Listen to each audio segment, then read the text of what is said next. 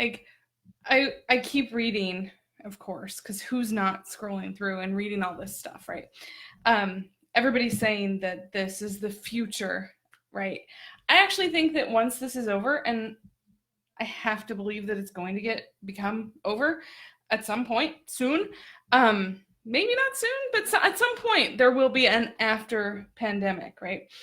And everybody thinks that this has accelerating the pace of work from home.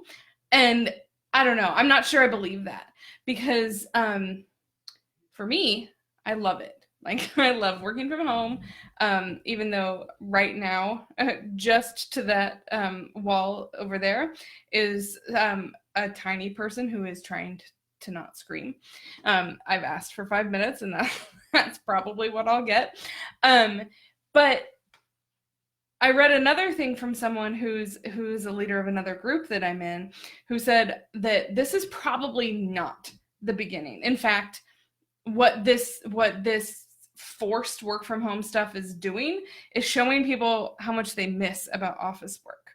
And when you're thrust into something that you don't know what to expect, or worse, you have one of the millions upon millions of jobs that just disappears during a situation where necessities are the only thing we're allowed to buy, it can be terrifying. And you don't like it. Yeah, like I know for every person who's like, yeah, no pants, there's 10 people that are like, all right, I'm ready to get back to work.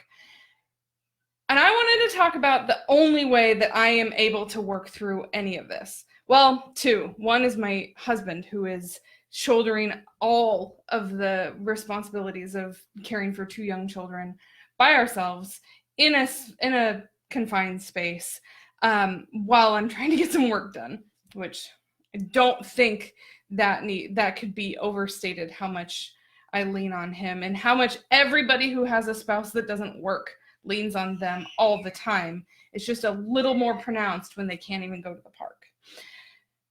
The other thing that helps me not spin completely out of control is to work through it. So last Monday I spun out of control, and then I realized I was gonna, I wanted to tell you also, I'm doing a workshop this afternoon, KathleenSummons.com/no-brainer, if you want to sign up for that.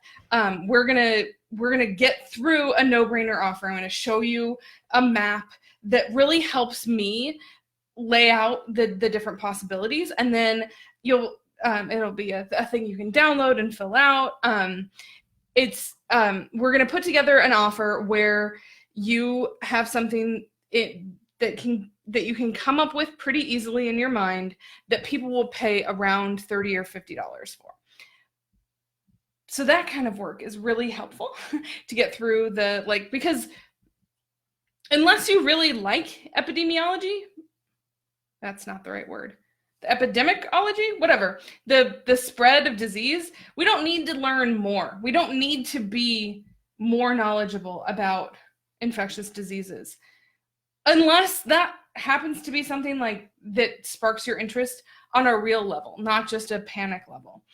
Like when my dad was sick, I became more of an expert in the life support medications than I ever wanted to be. And as soon as he got better, I took that out of my brain. So work through it.